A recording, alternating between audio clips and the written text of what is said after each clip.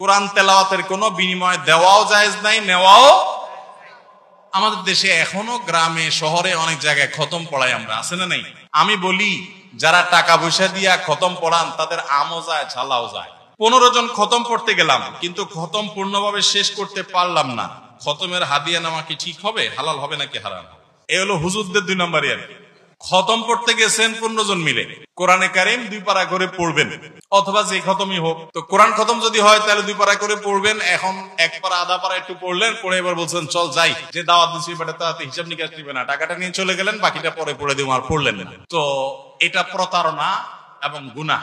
আর যদি পুরাপুরি পড়ে ঠিকঠাক মতো তারপরে টাকা নিয়ে যান, তাহলে সেক্ষেত্রে হারাম খাওয়ার গুনাহ। অর্থাৎ 2 দিক থেকে কি গুনাহ। কথা বুঝেন নাই? যে পুরাটা ঠিকঠাক মতো পড়ে টাকা নিয়ে গেছে, সে একটা গুনাহ করছে, যে আল্লাহর কোরআন বেচা দিছে। কোরআন তেলাওয়াতের কোনো বিনিময় দেওয়াও জায়েজ নাই, নেওয়াও। আমাদের দেশে এখনো গ্রামে শহরে অনেক জায়গায় খতম পড়াই আমরা, আছে না নাই?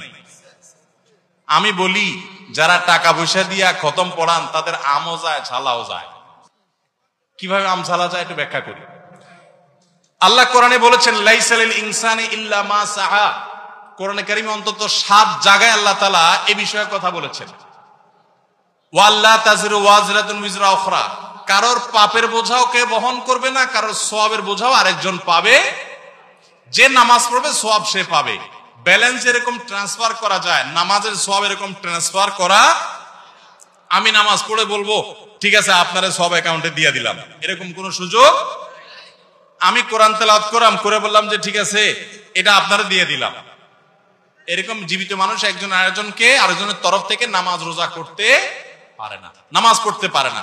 হ্যাঁ, রোজার ক্ষেত্রে কেউ যদি রাখতে না পারে, অপারগ হয় শারীরিক ভাবে, বিকল্প আছে। কিন্তু আপনি কোরআন তেলাওয়াত করবেন, সওয়াব আরেকজন পাবে, এরকম সুযোগ নাই। তাহলে আপনি টাকা দিয়া হুজুর দিয়া যদি খতম পড়ান, যে হুজুর খতম পড়ছে সওয়াব যদি কিছু পাওয়ার হয় সে পাবে, যদিও হুজুরও পাবে না, কারণ হের ধান্দা ছিল কি টাকা। আর আপনি সওয়াব তো পাইলেন না, উল্টা আরো খাওয়াইলেন, টাকাও দিলেন, তাহলে আমও গেল ছালাও গেল। আল্লাহ আমাদেরকে বুঝার তৌফিক দান করুন। নিজের তেলাওয়াত নিজে করবেন, নিজের দোয়া নিজে করবেন।